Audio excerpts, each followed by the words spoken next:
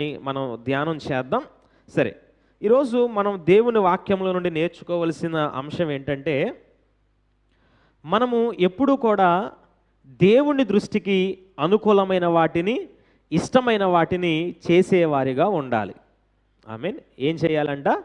దేవుని దృష్టికి అనుకూలమైన వాటిని, ఇష్టమైన వాటిని చేసేవారిగా ఉండాలి.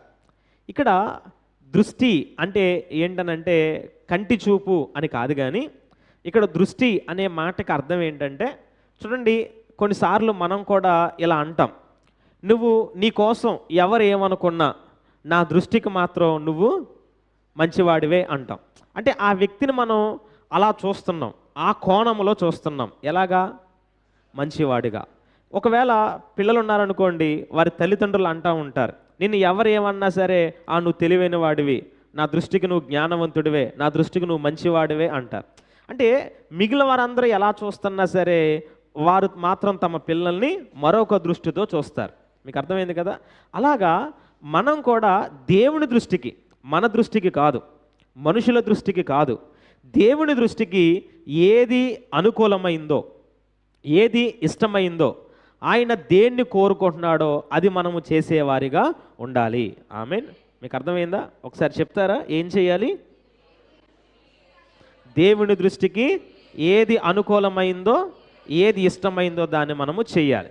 ఇక్కడ వచ్చిన సమస్య ఏంటంటే, కొన్నిసార్లు మనకు ఇష్టమైంది, అంటే మన దృష్టిలో మంచిది, ఇష్టమైంది, అనుకూలమైంది అనుకున్నది దేవుని దృష్టికి అనుకూలంగా ఉండకపోవచ్చు. కొన్నిసార్లు దేవుని దృష్టికి అనుకూలంగా ఉన్నది మన దృష్టికి ఇష్టంగా ఉండకపోవచ్చు. అయినప్పటికీ కూడా మనం ఏం చేయాలి? ఆయన దృష్టికి అనుకూలమైన దాన్నే చేయాలి. కొంచెం మీరు తిరిగి మాట్లాడాలి. ఏం చేయాలి? ఆయన దృష్టికి అనుకూలమైన దాన్నే చేయాలి. చూడండి, మనుషులంగా మనకే అనేక అభిప్రాయాలు ఉంటాయి. ఇప్పుడు మీలో ఎవరినైనా సరే ఒక వ్యక్తిని నిలవబెట్టి, ఈ వ్యక్తి కోసం మీరు ఏమనుకుంటున్నారని అంటే, ఒక 10 మంది ఒకలాగా, ఒక 10 మంది ఒకలాగా, ఒక 10 మంది ఒకలాగా చెప్తారు. అంటే ఆ 10 మంది చెప్పేవి అబద్ధాలా అంటే కాదు, అందులో నిజం ఉంటుంది, సత్యం ఉంటుంది. కానీ కొంతమంది ఏమో అతని పట్ల ఒక రకమైన దృష్టి కలిగి ఉన్నారు, కొంతమంది ఒక రకమైన ఆలోచన కలిగి ఉన్నారు. అంటే మనుషులంగా మనకి చాలా అభిప్రాయాలు ఉంటాయి. నాకు నచ్చింది మీకు నచ్చకపోవచ్చు, మీకు నచ్చింది వేరే వారికి నచ్చకపోవచ్చు. అంతెందుకు, మీకు బాగా అర్థం కావాలంటే, ఒకవేళ నేను నేల మీద 6 అనే సంఖ్య రాశాను అనుకోండి, 6 అనే సంఖ్య రాశాను అనుకోండి, నేను చూస్తే అది నాకు 6లా కనిపిస్తుంది. మీరు చూస్తే ఎందుకని? దానికి ఆపోజిట్లో మీరు ఉన్నారు కాబట్టి, అంటే మీరు అటువైపు నుండి చూస్తున్నారు కాబట్టి అది మీకు 9, ఇటువైపు నుండి నేను చూస్తున్నాను కాబట్టి అది నాకు 6. అంటే మనం చూసే కోణమును బట్టి కొన్ని విషయాలు మనకి మంచివిగా ఉంటాయి, అవతల వారికి చెడుగా ఉంటాయి. కొన్ని మనకి చెడుగా ఉంటాయి, అవతల వారికి మంచిగా ఉంటాయి. మీకు అర్థమైందా? కాబట్టి మనుషులు ఎవరిని కూడా మనం సంతోషపెట్టలేం, మనుషులందరినీ మనం మెప్పించలేం. మనుషులందరికీ ఇష్టమైనవి చేయాలంటే అది అసాధ్యం. ఎందుకంటే ఈరోజు ఒకవేళ నువ్వు మనుషుల కోసం బ్రతకాలనుకుంటే రోజుకొకటి చెప్తాడు వచ్చి, నువ్వు అలా చేయి, నువ్వు ఇలా చేయి, అలా చేయి, ఇలా చేయి అంటారు. అది ఎప్పటికీ జరగదన్నమాట. కాబట్టి మన జీవితంలో మనం ఒక నిర్ణయం తీసుకోవాలి. అది ఏంటి ఆ నిర్ణయం అంటే, మనము మనుషుల దృష్టికి కాదు, నా దృష్టికి కాదు, దేవుని దృష్టికి ఏది అనుకూలమో దానినే నేను చేస్తానని. దేవునికి మహిమ కలుగును గాక. ఏం చేయాలి? మనం దేవుని దృష్టికి అనుకూలమైందే చెయ్యాలి. ఇటువైపు నుండి చాలా శబ్దం వస్తుంది, ఇటువైపు నుండి అసలు శబ్దమే రాదు. కొంచెం పురుషులు కూడా మీరు కూడా మాట్లాడండి దయచేసి. అంటే మన దేవుని దృష్టికి అనుకూలమైనది చేసినప్పుడు మన జీవితాలకి నిజమైన ఆశీర్వాదాన్ని మనము చూడగలం. ఎందుకంటే మనుషుల దృష్టికి మీరు ఎన్ని చెయ్యండి, వాళ్ళకి నచ్చింది ఎన్ని చెయ్యండి, కానీ దేన్ని బట్టి కూడా వారు సంతోషించరు. ఇంకా ఇది చేస్తే బాగుంటుంది కదా, ఇంకా ఇలా చేస్తే బాగుంటుంది కదా అని కొంతమంది చెప్తారు, కొంతమంది ఇది నాకు నచ్చలేదంటారు. అంటే మనుషుల్ని మనం ఎప్పటికీ మెప్పించలేం. మనం దేవుణ్ణి మాత్రమే మనము దృష్టిలో పెట్టుకొని ఆయనకు అనుకూలమైన వాటిని మనం చేసేవారిగా ఉండాలి. దేవునికి మహిమ కలుగును గాక. సరే, అయితే దేవుని దృష్టికి అనుకూలమైనవి చేస్తే, ఇష్టమైనవి చేస్తే మనకొచ్చే ఆశీర్వాదము ఏంటి అనే విషయాన్ని ఒక 4 సంగతులు మనం నేర్చుకుందాం. మిగిలిన వర్తమానాన్ని వచ్చే వారం మనం విందాం.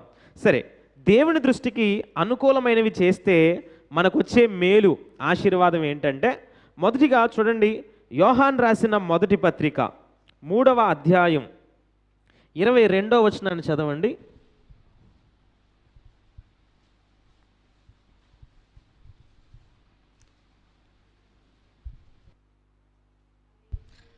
మరియు మనమైన ఆజ్ఞలను గైకొనుచు ఆయన దృష్టికి ఇష్టమైనవి చేయుచున్నాము గనుక మనమేమి అడిగినను అది ఆయన వలన మనకు దొరుకును.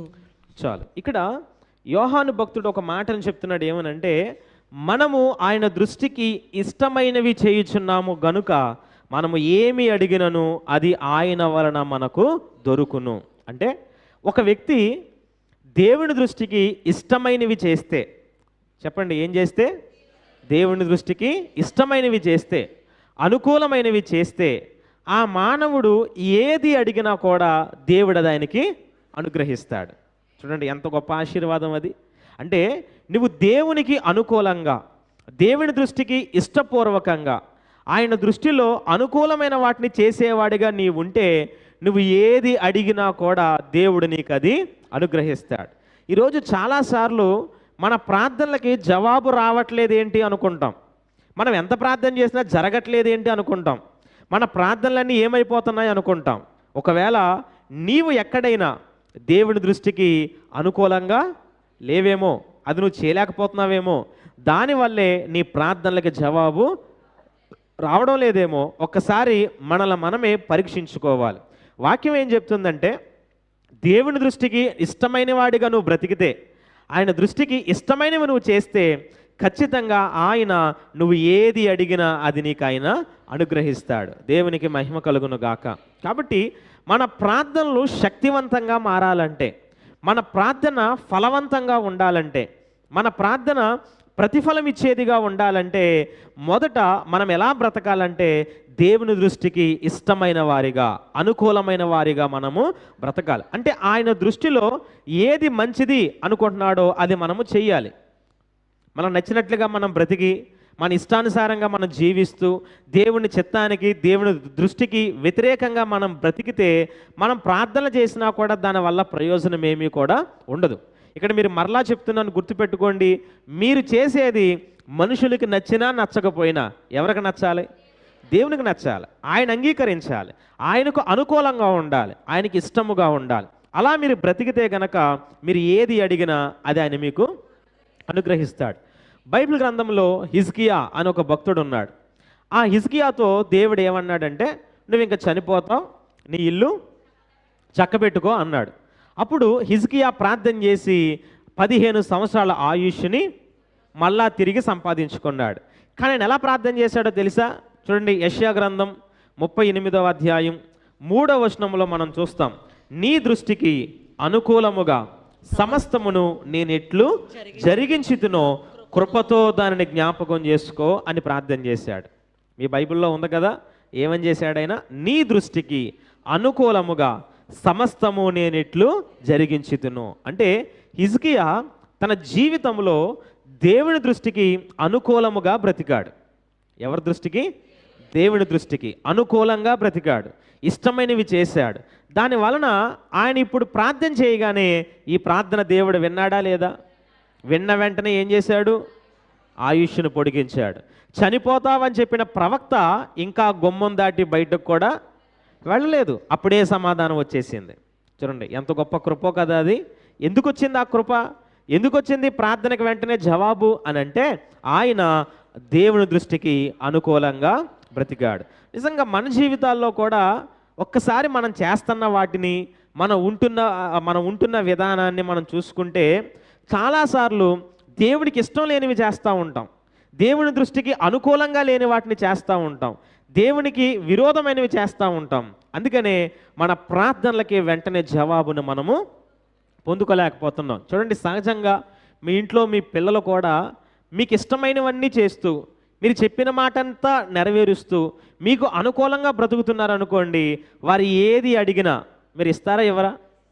ఖచ్చితంగా ఇస్తారు. ఎందుకంటే అలాంటి వ్యక్తి బాధపడకూడదని చెప్పి వెంటనే అడిగిన ప్రతిదాన్ని కూడా మీరు చేస్తారు. అలాగే మనం కూడా దేవుని దృష్టికి అనుకూలంగా బ్రతికితే మీ ప్రార్థనకి దేవుడు ఒక ప్రత్యేకమైన స్థానాన్ని ఇస్తాడు. అంటే మిగిలిన వారి ప్రార్థనలు వినడు అని నేను చెప్పట్లేదు.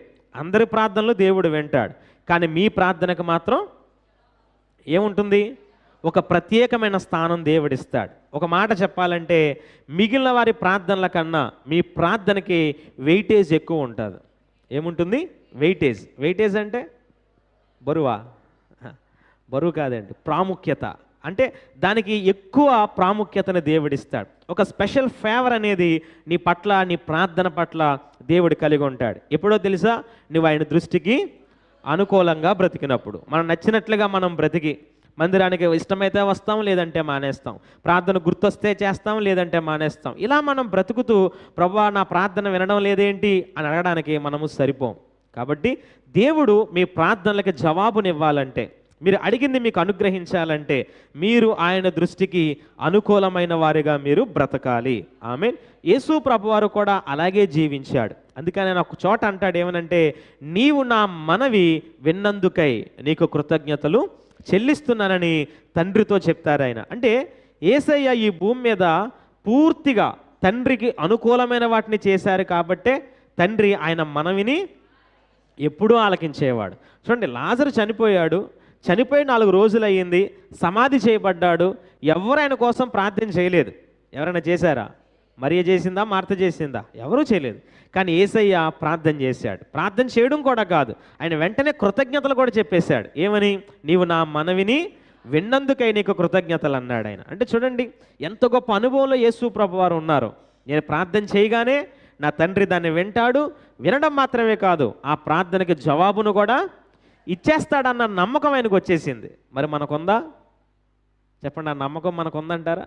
ఉండాలనంటే నీవు దేవుని దృష్టికి అనుకూలమైన వాడిగా నువ్వు బ్రతకాలి. దేవునికి మహిమ కలుగును గాక. కాబట్టి దేవుని దృష్టికి ఇష్టమైనవి మనం చేయడం వల్ల, అనుకూలమైనవి మనం చేయడం వల్ల మనకు వచ్చే ఆశీర్వాదం ఏంటంటే, మొదట మన ప్రార్థనలకు జవాబుని మనము వెంటనే పొందుకుంటాం. మన ప్రార్థనలకు దేవుడు ప్రత్యేకమైన స్థానాన్ని ఇస్తాడు. దేవునికి మహిమ కలుగును గాక.